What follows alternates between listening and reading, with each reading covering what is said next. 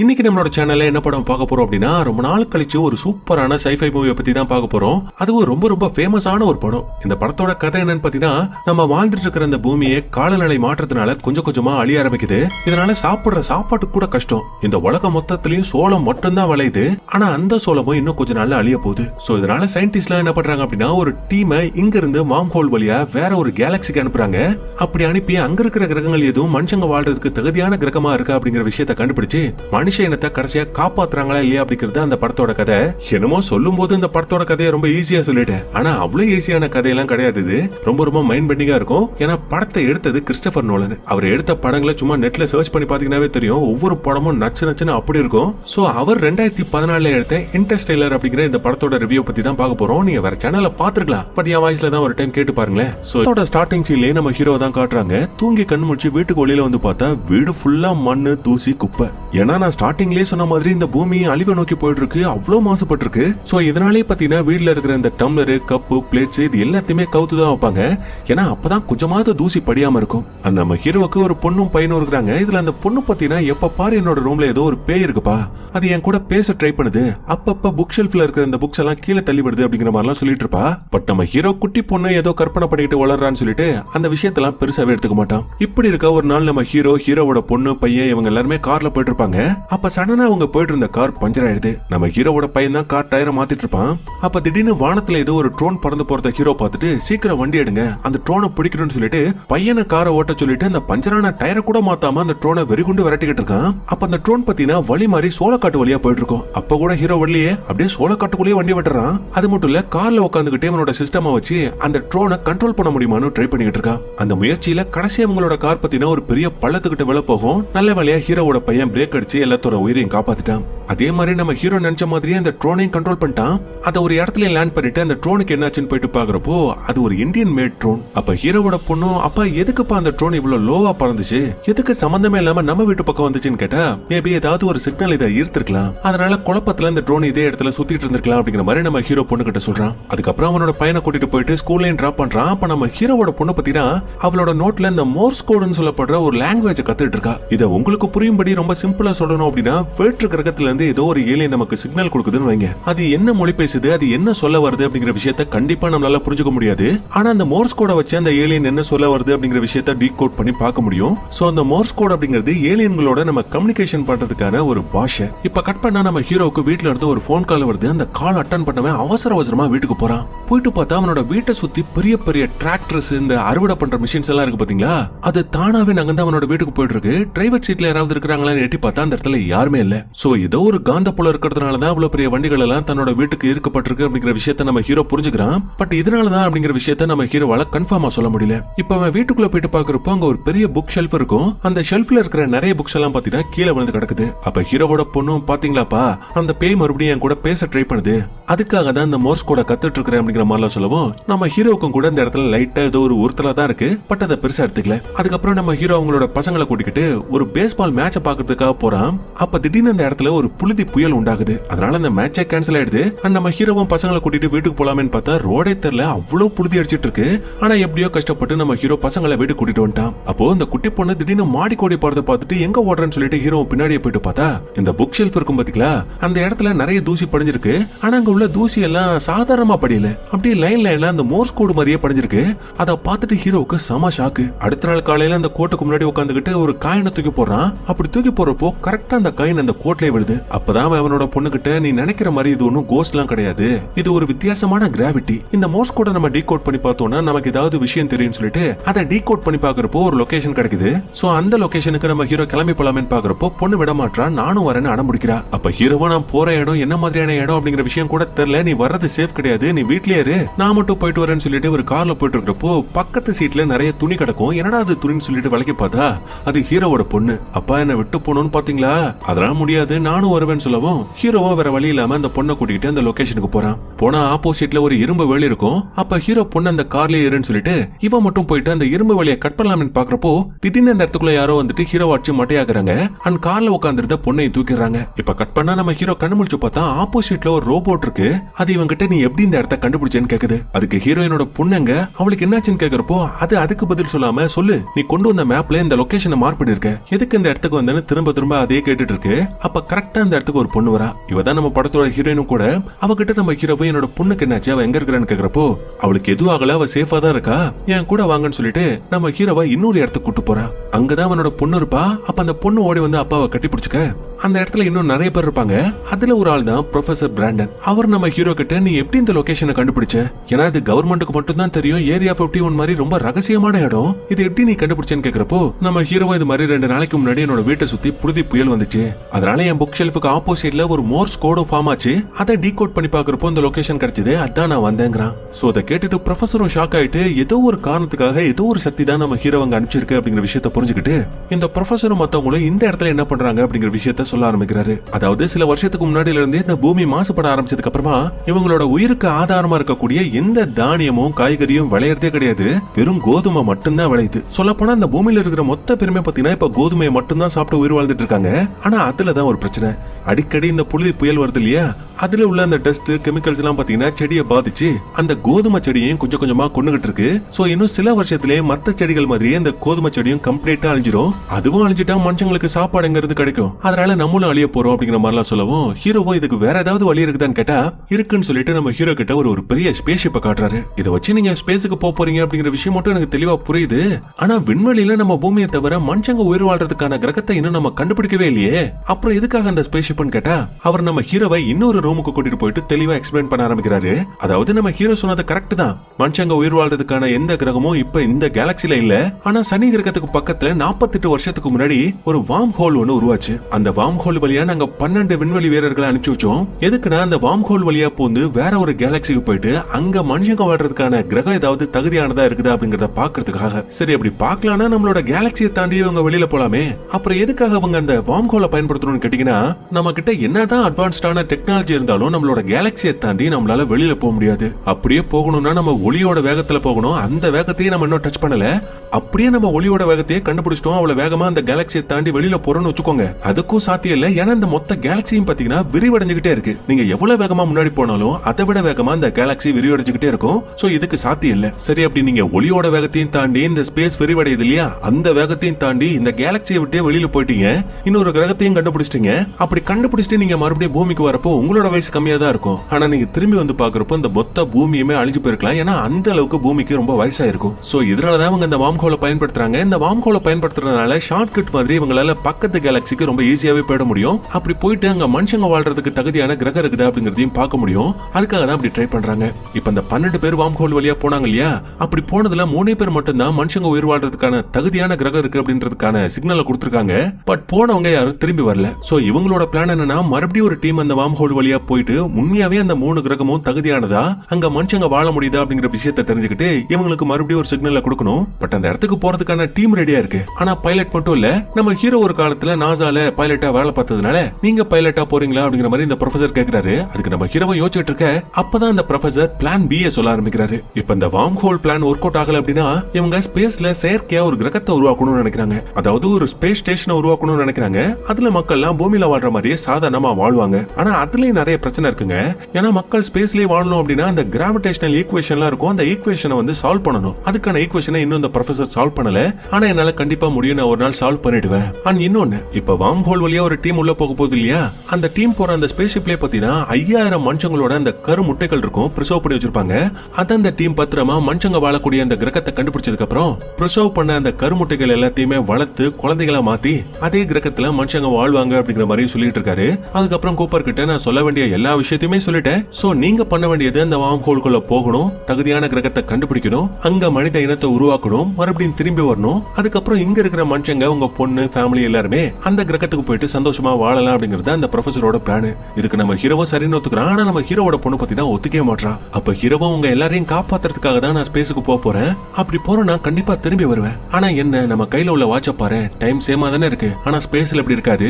நான் மறுபடியும் போயிட்டு அந்த பிளானட்டை கண்டுபிடிச்சிட்டு திரும்பி வந்து பாக்குறப்போ உனக்கு என்னோட வயசு கூட ஆயிருக்கலாம்னு சொல்லுவோம். அந்த பொண்ணு இன்னும் அழுகுறா. அப்ப ஹீரோ அவளை சமாதானப்படுத்திட்டு நீ கவலைப்படாத, எத்தனை வருஷம் ஆனாலும் நான் கண்டிப்பா திரும்பி வருவேன், எனக்காக காத்துறேன்னு சொல்லிட்டு அவளோட ரூமை விட்டு வெளியில போயிருக்கான். அப்ப அங்குள்ள புக் ஷெல்ஃப்ல இருந்து புக்ஸ் எல்லாம் பாத்தீங்கன்னா ஒண்ணு ஒண்ணா கீழே விழுந்துட்டு இருக்கு. ஆனா அதை நம்ம ஹீரோ கவனிக்காம அவனோட பையன் கிட்ட பாய் சொல்லிட்டு இவனோட அங்கிள் இருப்பாரு அவர்கிட்டயும் பசங்களை பாத்துக்க சொல்லிட்டு அங்கிருந்து கிளம்புறப்போ காரோட இன்ஜின் சவுண்ட கேட்டு பாவம் ஹீரோவோட பொண்ணு பாத்தீங்கன்னா வெளியில ஓடி வந்துட்டு அப்பா போகாதீங்க போகாதீங்கன்னு கதறா. ஆனா நம்ம ஹீரோ வண்டியை நிப்பாட்டவே இல்ல. ஹீரோ என்ன கல்லெஞ்சக்காரனா அப்படின்னு பாத்தீங்கன்னா அதெல்லாம் கிடையாது, இவங்களோட எதிர்காலத்துக்காக தான் இப்படி பண்றான். இப்ப கூட பக்கத்துல நிறைய துணிகள் குவிஞ்சு கிடக்கும், அதுக்குள்ள தன்னோட பொண்ணு இருக்க மாட்டாளான்னு அந்த துணியை விலைக்கு பார்த்து ரொம்ப வேதனைப்படுறான். இப்ப இந்த வார்ம் ஹோல்குள்ள மொத்தமா 4 பேர் போறாங்க. அதுல நம்ம ஹீரோ, ஹீரோயின், ரூம்லி, அப்புறம் டாயல்னு இன்னொருத்தன், இவங்க இல்லாம ஒரு ரோபோட்டும் இவங்க கூட போயிட்டு இருக்கு. இப்ப இவங்களோட பிளான் என்னன்னா அந்த சனி கிரகத்துக்கு பக்கத்துல இருக்கிற அந்த வார்ம் ஹோல் கிட்ட இவங்க போகணும். ஆனா இந்த இடத்துக்குள்ள போறது அவ்வளவு ஈஸி எல்லாம் கிடையாதுங்க. பூமியில இருந்து அந்த சாட்டர்ன் கிரகத்துக்கான டிஸ்டன்ஸ் மட்டும் பாத்தீங்கன்னா பல நூறு கோடி கிலோமீட்டரா இருக்கும். அதாவது ஒரு 792 மில்லியன் மைல்ஸ் தூரம் இருக்கும். அவ்வளவு தூரத்தை இவங்களால சாதாரணமா கடக்க முடியாது. அதனால ஒரு ஸ்லீப்பிங் சேம்பர் ஒன்னு இருக்கும். அதுக்குள்ள போயிட்டு எல்லாருமே படுத்து தூங்குறாங்க.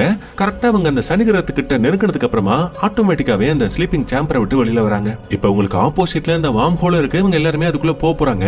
அப்படி போறப்போ உங்க ஸ்பேஸ்ஷிப்போட அந்த வேகத்தை பத்தினா கணக்கிடவே முடியாது, அவ்வளவு வேகமா போயிட்டு இருக்கு. ஏன்னா இவங்க நம்மளோட கேலக்சில இருந்து இன்னொரு கேலக்சியை நோக்கி போயிட்டு இருக்காங்க.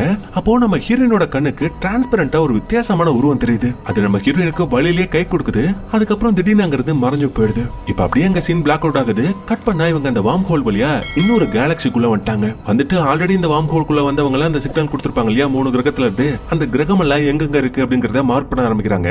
அப்ப அந்த கிரகத்துல ஃபர்ஸ்ட் இவங்க போற அந்த கிரகம் பாத்தீங்கன்னா மில்லர் பிளானட். அதாவது அந்த பிளானட்டுக்கு பேரு மில்லர் கிடையாது, அங்க மில்லர்னு ஒருத்தர் போடுறதுனால இந்த பிளானட்டை மில்லர் பிளானட்னு கூப்பிடுறாங்க. ஆனா அந்த பிளானட்ல நிறைய தண்ணி இருக்கு அப்படிங்கிற விஷயத்தையும் கண்டுபிடிக்கிறாங்க.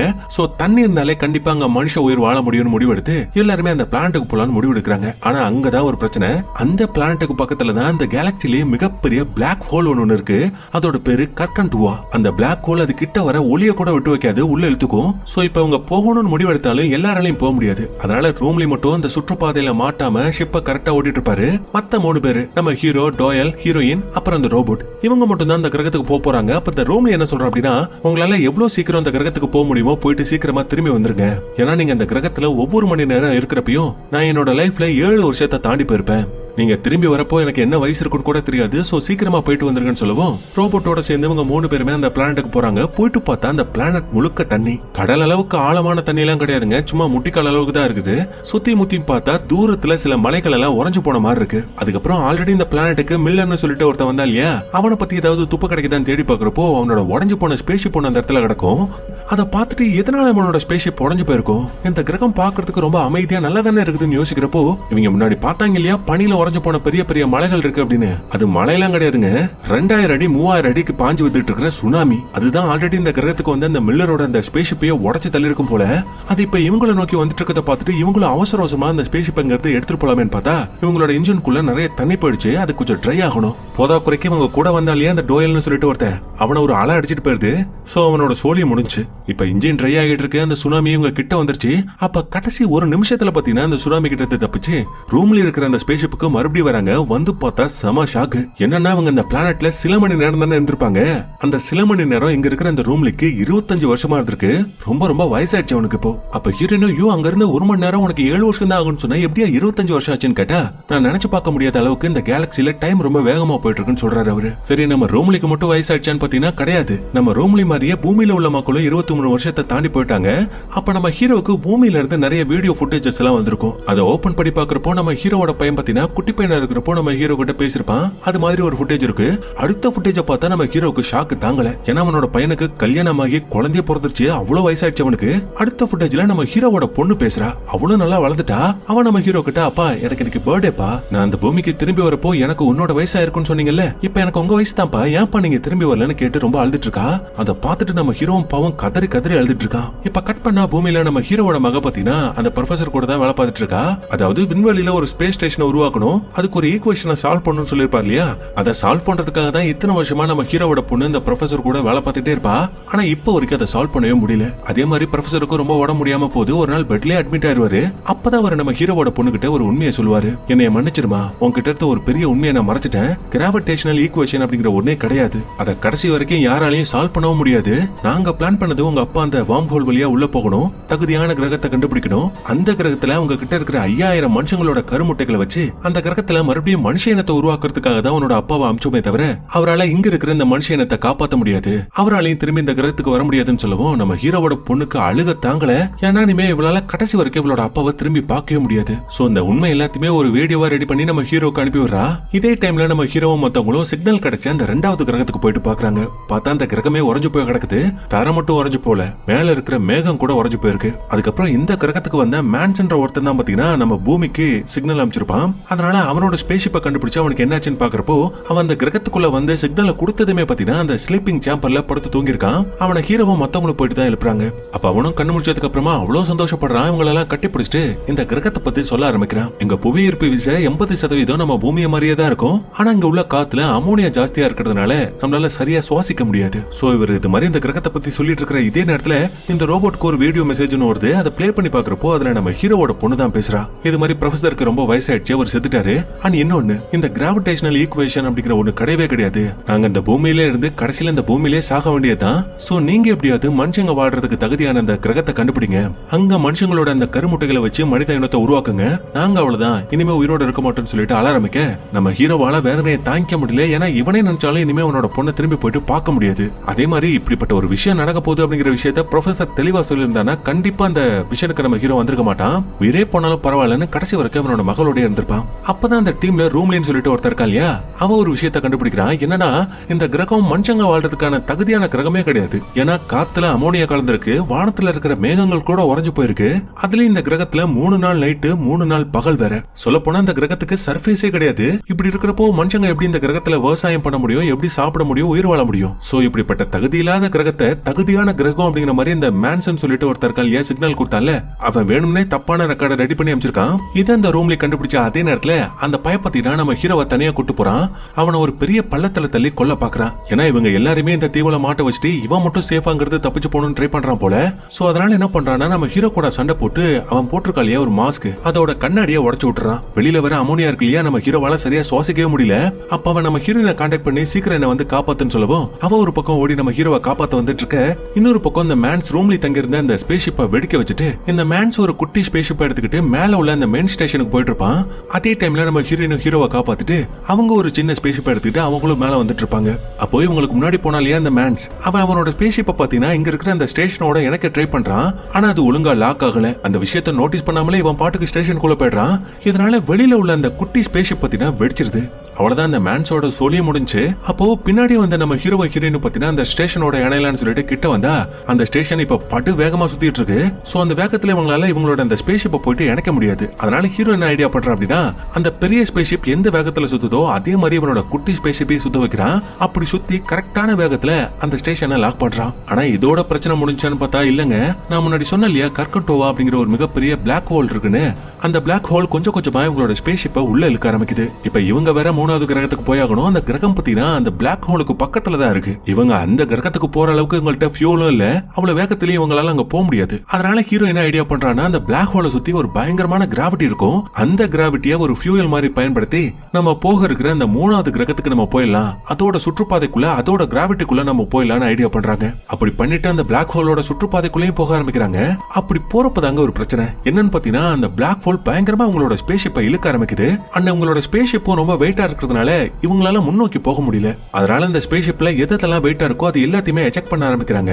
இதனால கொஞ்சமா இவங்களோட ஸ்பேஸ்ஷிப் முன்னோக்கி போகுது. ஆனா இந்த பிளாக் ஹோல் கிட்ட இருந்து இவங்களால தப்பிக்க முடியல. அதனால ஹீரோ என்ன பண்றான்னா அவ இருந்த ஒரு குட்டி ஸ்டேஷனை எஜெக்ட் பண்ணிடுறான். இதனால நம்ம ஹீரோயின் இருக்கிற அந்த ஸ்டேஷன் பாத்தீங்கன்னா 3வது பிளானட்டை நோக்கி போயிட்டு இருக்கு. ஆனா நம்ம ஹீரோ எஜெக்ட் பண்ணாலே அந்த ஸ்டேஷன் அது பிளாக் ஹோல்குள்ள விழுந்துட்டு இருக்கு. அதுவும் அது கொஞ்ச நெஞ்ச வேகத்துல அங்க விழுந்துட்டு இருக்கு. அப்படியே ஒளியோட வேகத்துல அவன் போயிட்டு இருக்கான். அப்ப அவன் போயிட்டு இருக்கிற அந்த ஸ்டேஷன் ஏதோ டேமேஜ் ஆக வேற வழி இல்லாம அந்த ஸ்டேஷனை விட்டு எஜெக்ட் ஆயிடுறான். இப்ப கட் பண்ணிட்டு அப்படியே பூமியில உள்ள நம்ம ஹீரோவோட பசங்களை காட்டுறாங்க. நம்ம ஹீரோவுக்கு டாம்னு சொல்லிட்டு ஒரு பையன் இருக்கா இல்லையா, அவனுக்கு கல்யாணமாகி பொண்டாட்டி பிள்ளைன்னு செட்டில் ஆயிட்டான்.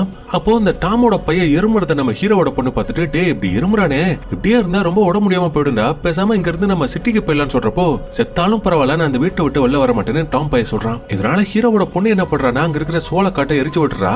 அதனால டாம் இதை பார்த்துட்டு சீக்கிரமா அதை அணைக்கிறதுக்காக ஓட அந்த கேப்ல டாமோட பொண்டாட்டி பிள்ளைய இந்த வீட்டை விட்டு வெளியில கூட்டிட்டு போயிடலாமே பாக்குறா.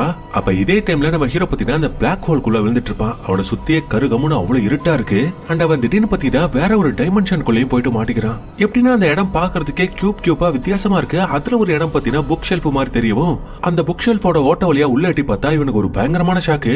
என்னன்னா இவனே இவனோட கடந்த காலத்தை பாத்துட்டு இருக்கான். அதுல இவனோட பொண்ணு இருக்கா. அவளை பார்த்துட்டு ஹீரோவும் மாஃபின்னு எவ்வளவோ கத்தி கூப்பிட்டு பாக்குறான். ஆனா அவளோட காதுல விழவே இல்ல. அப்ப அங்க இருக்கிற புக்ஸ் எல்லாம் பாத்தீங்கன்னா கீழே விழுந்திருக்கும். சோ இதெல்லாம் பார்த்துட்டு தான் கடந்த காலத்துல ஹீரோவோட பொண்ணு பாத்தீங்கன்னா இது மாதிரி புக் ஷெல்ஃப் கிட்ட ஏதோ ஒரு பேய் இருக்கு, அது எங்கிட்ட பேசி ட்ரை பண்ணுதுன்னு சொல்லிருப்பா.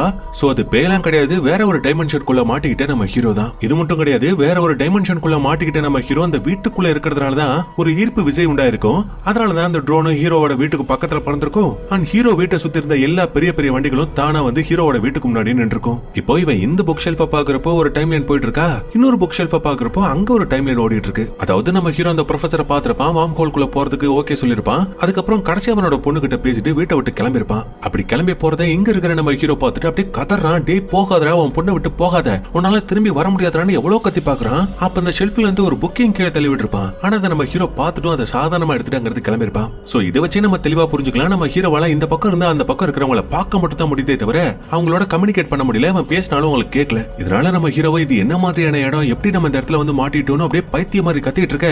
அப்பதான் அவனோட ஸ்பேஸ்ஷிப்ல இவன் கூடவே வந்த அந்த டார்ஸ்னு சொல்லிட்டு ஒரு ரோபோட் இருக்கும் இல்லையா, அந்த ரோபோட் இவங்கிட்ட பேசுது. அப்ப ஹீரோவோ, டார்ஸ் நீ உயிரோட இருக்கியா, எங்கடா இருக்கிறேன்னு கேட்டா, என்ன தே அப்படிங்கிற ஏலியன்ஸ் எல்லாம் 5வது பரிமாணத்துல தான் கண்டுபிடிச்சாங்க. அவங்க நமக்கு உதவி பண்ணணும்னு நினைக்கிறாங்க. நமக்கு பூமியில உள்ள மக்கள் எல்லாத்தையுமே ஸ்பேஸ்ல வாழ வைக்கணும் அப்படின்னா நமக்கு கிராவிடேஷனல் குவாண்டம் ஈக்குவேஷன் தெரியணும்ல. அந்த ஈக்குவேஷன் அவங்க எனக்கு கத்து கொடுத்திருக்காங்க.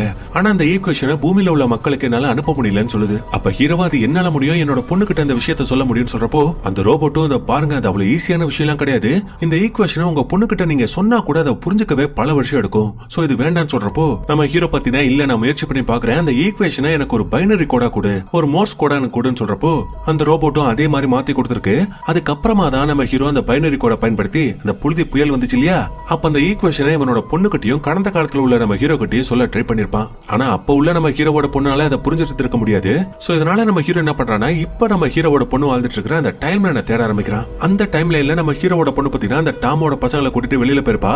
அப்படி போறதுக்கு முன்னாடி கடைசியா நம்ம ஹீரோவுக்காக கொடுத்த ஒரு வாட்ச் ஒன்னு இருக்கும். அந்த வாட்சை எடுத்துட்டு கிளம்பலாம்னு பாக்குறப்போ அதுல உள்ள அந்த முள் பாத்தீங்கன்னா முன்னை பின்னையுமா நகர்ற மாதிரி இருக்கு. என்னடான்னு பார்த்தா வேற ஒரு டைமென்ஷனுக்குள்ள மாட்டிக்கிட்ட நம்ம ஹீரோவோட கையிலயும் ஒரு வாட்ச் இருக்கு இல்லையா, அந்த வாட்ச்ல உள்ள சின்ன கோட்டையும் பெரிய கோட்டையும் பைனரி கோடா மாத்தி இவனோட பொண்ணுக்கு புரிய வைக்க ட்ரை பண்றான். அப்ப அந்த பொண்ணும் பார்த்துட்டு தன்னோட அப்பா தான் தாங்கிட்ட ஏதோ ஒரு விஷயம் சொல்ல வராரு, தாங்கிட்ட மோர்ஸ் கோட் மூலமா பேசுறாரு அப்படிங்கிற விஷயத்த புரிஞ்சுக்கிறா. அப்படி புரிஞ்சுக்கிட்டவ அப்படியே பயங்கர சந்தோஷமா வெளியில ஓடி வரா.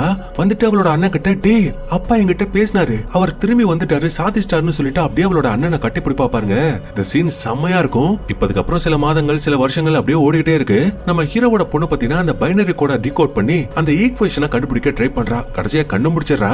இதே டைம்ல வேற ஒரு டைமென்ஷனுக்குள்ள மாட்டிக்கிட்ட நம்ம ஹீரோ அந்த ரோபோட் கிட்ட, என்னடா நம்ம கொடுத்த அந்த பைனரி கோட என்னோட பொண்ணு புரிஞ்சுக்கிட்டாளா, அவங்க ஜெயிச்சிட்டாங்களான்னு கேக்குறப்போ, ஆமா அவங்க ஜெயிச்சிட்டாங்கன்னு இந்த ரோபோட் சொல்லுது.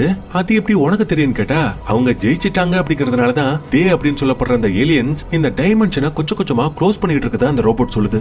சோ இதனால நம்ம ஹீரோ பத்தினா இந்த டைமென்ஷன்ல இருந்து வேற ஒரு டைமென்ஷனை நோக்கி போயிட்டு இருக்கிற மாதிரி நம்ம காட்டுறாங்க. அப்படி போயிட்டு இருக்கிற வழியில தான் இன்னொரு ட்விஸ்ட் என்னன்னு பாத்தீங்கன்னா, நம்ம ஹீரோ முதல்ல அந்த வார்ம் ஹோல் வழியா வேற ஒரு கேலக்சியை நோக்கி போயிட்டு இருக்கிறப்போ நம்ம ஹீரோயின் ஒரு டிரான்ஸ்பரண்டான உருவத்துக்கு கை கொடுத்திருப்பா இல்லையா, அது வேற யாரும் கிடையாது நம்ம ஹீரோ தான். நம்ம ஹீரோக்கு ஹீரோயினோட முகம் தெளிவா தெரிஞ்சிருக்கும், அதனாலதான் கையும் கொடுத்திருப்பான். இப்ப கட் பண்ணா நம்ம ஹீரோ அந்த வார்ம் ஹோலை விட்டு ரொம்ப தூரமா வந்துட்டான். அந்த சனி கிரகத்துக்கிட்ட மிதந்துகிட்டு இருக்கான். இப்ப அப்படியே சீனை கட் பண்ணா நம்ம ஹீரோ கண்ணு முழிச்சு பார்த்தா அவ ஒரு ஹாஸ்பிட்டல்ல இருக்கான். அவனுக்கு அவனை சுத்தி நடக்கிற விஷயம் எதுவுமே புரியல. வெளியில எட்டி பார்த்தா பசங்க எல்லாம் பேஸ்பால் கேம் விளையாடுறாங்க. அப்ப அதுல ஒருத்தன் அடிக்கிற அந்த பால் பத்தினா நேரா மேல போகுது. மேல பார்த்தா வீடு இருக்கு, அந்த வீட்டோட கண்ணாடியை உடைக்குது. சோ நம்ம ஹீரோவோட பொண்ணு அந்த கிராவிடேஷனல் குவாண்டம் ஈக்குவேஷனை கண்டுபிடிச்சு ஒரு செயற்கையான கிரகத்தை உருவாக்கியிருக்கா. இதுக்கு கூப்பர்னு அவளோட அப்பாவோட பெரிய வச்சிருக்கா. இதுல இன்னொரு ஷாக் என்னன்னா, நம்ம ஹீரோவோட பொண்ணு இன்னும் உயிரோட இருக்கா. அவளை பாக்குறதுக்காக நம்ம ஹீரோ ஒரு ஹாஸ்பிட்டலுக்கு போயிட்டு பார்த்தா அங்க அவளோட பேரம்பேத்தி சொந்தக்காரனே பாத்தீங்கன்னா அவ்வளவு பேர் இருக்காங்க. அண்ட் அவளுக்கு இப்ப ரொம்ப வயசு ஆயிடுச்சு. அவளுக்கு ஒரு 100 வயசுக்கு மேல இருக்கும். ஆனா அவளுக்கு சொல்ல போனா இன்னும் வயசு ஜாஸ்தி தான். ஏன்னா அந்த கிராவிடேஷனல் ஈக்குவேஷனை கண்டுபிடிச்சு இந்த கிரகத்தை உருவாக்குனதுக்கு அப்புறமா இவன் அந்த ஸ்லீப்பிங் சேம்பர்ல போயிட்டு படுத்திருப்பா. எதுக்காகனா ஒரு நாள் தன்னோட அப்பா திரும்பி வருவாரு, அவரை பார்த்ததுக்கு அப்புறமா தான் தன்னோட உயிர் போகணும் அப்படிங்கிறதுக்காக தான் இவ்வளவு நாள் அந்த ஸ்லீப்பிங் சேம்பர்ல இருந்திருப்பாங்க. இப்ப தன்னோட அப்பா மறுபடியும் உயிரோட திரும்பி வந்துட்டாரு அப்படிங்கிற விஷயம் தெரிஞ்சுதான் இவனை பாக்குறதுக்காக அந்த ஸ்லீப்பிங் சேம்பரை விட்டு வெளியில வந்திருப்பாங்க. இப்ப இன்னொரு பக்கம் நம்ம ஹீரோயின் பாத்தீங்கன்னா அந்த 3வது கிரகத்தை கண்டுபிடிச்சிட்டா. அங்க அவகிட்ட பிரசவ பண்ணப்பட்ட அந்த கருமுட்டைகள் இருக்கு இல்லையா, அது எல்லாத்தையும் குழந்தையா மாத்தி அங்க மனித இனத்தை உருவாக்கிட்டு இருக்கா. அதே டைம்ல நம்ம ஹீரோ பாத்தீங்கன்னா ஒரு ஸ்பேஸ்ஷிப்பை எடுத்துக்கிட்டு நம்ம ஹீரோயினை காப்பாத்துறதுக்காக அந்த கிரகத்துக்கு வந்துட்டு இருக்கான் அப்படிங்கிற மாதிரி காமிச்சு அப்ப அப்படியே இந்த கதையை முடிக்கிறாங்க. சோ என்னால முடிஞ்ச அளவுக்கு இந்த படத்தை தெளிவா எக்ஸ்பிளைன் பண்ணிருக்கேன். நிறைய டவுட்ஸ் இருக்கலாம். அப்படி ஏதாவது டவுட்ஸ் இருந்துச்சுன்னா கீழே இருக்கிற கமெண்ட் செக்ஷன்ல சொல்லுங்க. எனக்கு தெரிஞ்ச வரைக்கும் நான் சொல்றேன். ஏன்னா நம்மளும் அவ்வளவு பெரிய சயின்டிஸ்ட்லாம் கிடையாது. சோ கண்டிப்பா இந்த படம் உங்களுக்கு ரொம்ப பிடிச்சிருக்கும்னு நினைக்கிறேன். அப்படி பிடிச்சிருந்தா மறக்காம அந்த வீடியோக்கு ஒரு லைக் தட்டி விட்டுருங்க. முடிஞ்ச அளவுக்கு உங்களோட ஃப்ரெண்ட்ஸ் அண்ட் ஃபேமிலிக்கும் ஷேர் பண்ணுங்க. மீண்டும் ஒரு சூப்பரான வீடியோவில் சந்திப்போம். தேங்க்யூ.